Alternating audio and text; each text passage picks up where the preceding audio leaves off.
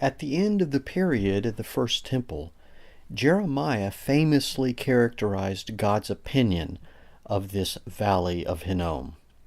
Let's look at what Jeremiah writes in chapter 7.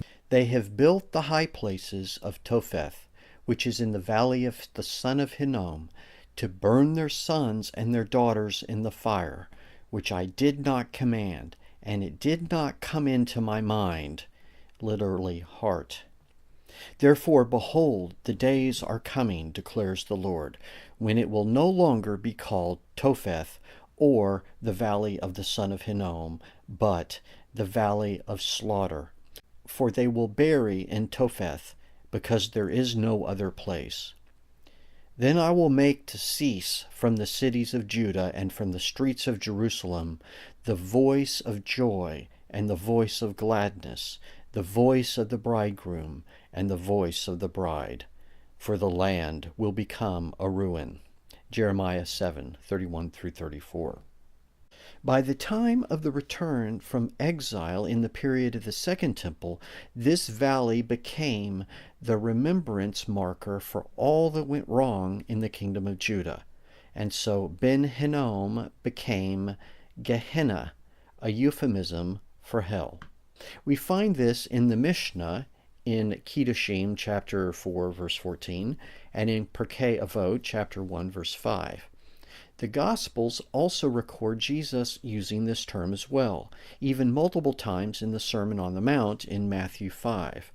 One of the more famous references being, "But I say to you that everyone who is angry with his brother shall be guilty before the court, and whoever says to his brother, 'You good for nothing,' shall be guilty before the Supreme Court, and whoever says, 'You fool,' shall be guilty enough to go into the fiery hell," literally Gehenna. Jesus' brother James said in his book that the tongue is a fire and is set on fire by Gehenna. What do we make of this behavior of the Jewish people to turn this valley into an icon of hell? Wouldn't it be easier just to not talk about it anymore? Is this valley not the great skeleton in the closet of the kingdom of Judah? I would say that there are two reasons. First, God said that the days are coming when this valley will be called the Valley of Slaughter. That was fulfilled in the events of the Babylonian exile. However, the idea of attaching to this place the concept of hell, the Greek word Gehenna, is, in a sense, a larger fulfillment of God's promise that this valley would be known for death. Second, there is a value within the Jewish people to keep alive in the future the remembrance of the tragedies of the past.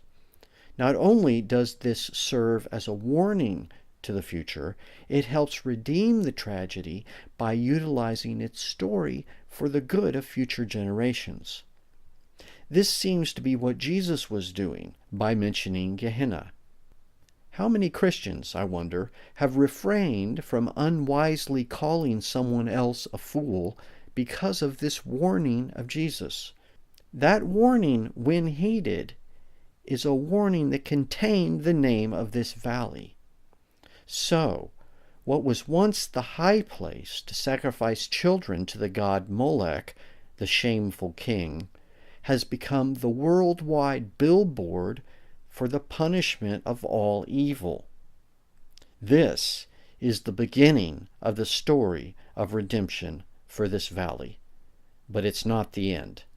Next time, we will talk about a surprising story of redemption in this valley, a story you've probably never heard. Until then, this is Bob Odell with Root Source saying, Shalom.